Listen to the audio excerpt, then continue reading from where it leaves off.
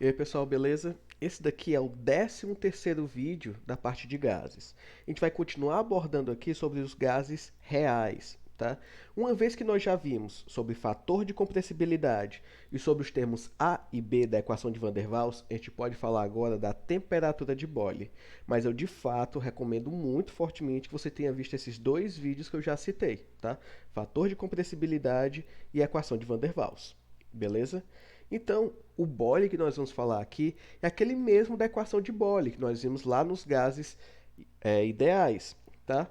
No caso, Robert Boyle, ele é natural da Irlanda, atuou principalmente na Inglaterra e desenvolveu todo esse seu estudo sobre gases em 1662, tá?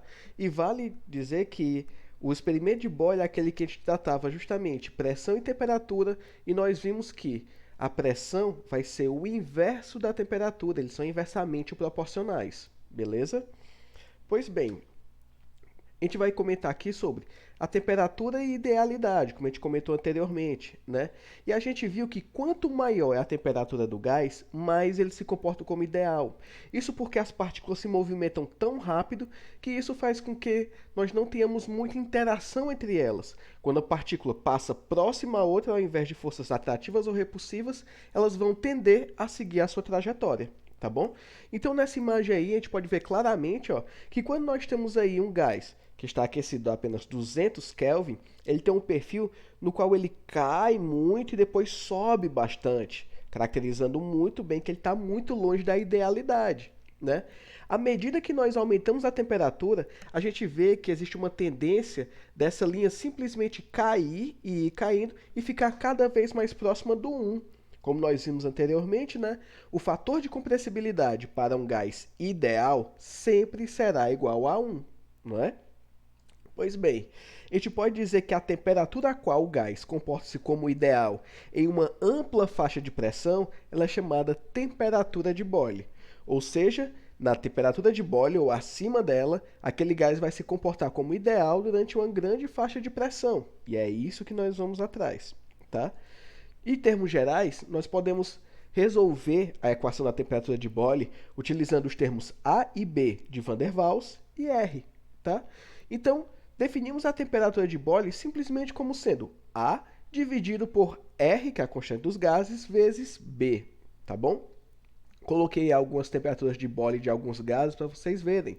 Então, por exemplo, se você for ver o hélio, ele em 23,8 graus Kelvin começa a se comportar como sendo um gás ideal. No caso do ar, do argônio, a gente tem a partir de 410 Kelvin. Do nitrogênio, a gente vai ter 332 Kelvin e assim por diante, tá bom? Então, eu resolvi colocar aqui um exemplo para a gente poder fazer a aplicação desta equação, beleza? Eu coloquei assim, ó. Determine a temperatura a qual um determinado gás comporta-se como ideal por uma ampla faixa de pressão. No caso, é a temperatura de Boyle. E os dados que a gente tem é que as constantes de Van der Waals A vai ser de 5,562 litros ao quadrado atm mol ao quadrado e que o B vai ser 0,0638 litros por mol, né? Então, separei as nossas informações e mostrei aqui a equação no qual nós vamos utilizar para poder determinar a temperatura de Boyle, que é A dividido por RB, tá certo? Quando a gente pega esses valores dos nossos dados e aplica nessa equação, a gente vai ter que 5,562 dividido por 0,082 vezes 0,0638. Isso vai nos dar que a temperatura de Boyle para este gás vai ser na ordem de 1063,1 Kelvin. Ou seja, em temperaturas acima dessa, esse gás vai começar a se comportar como um gás ideal por uma extensão bem maior de pressão. Beleza, pessoal? Pois pronto, valeu, falou, é isso daí. Próximo vídeo a gente continua falando sobre gases ideais.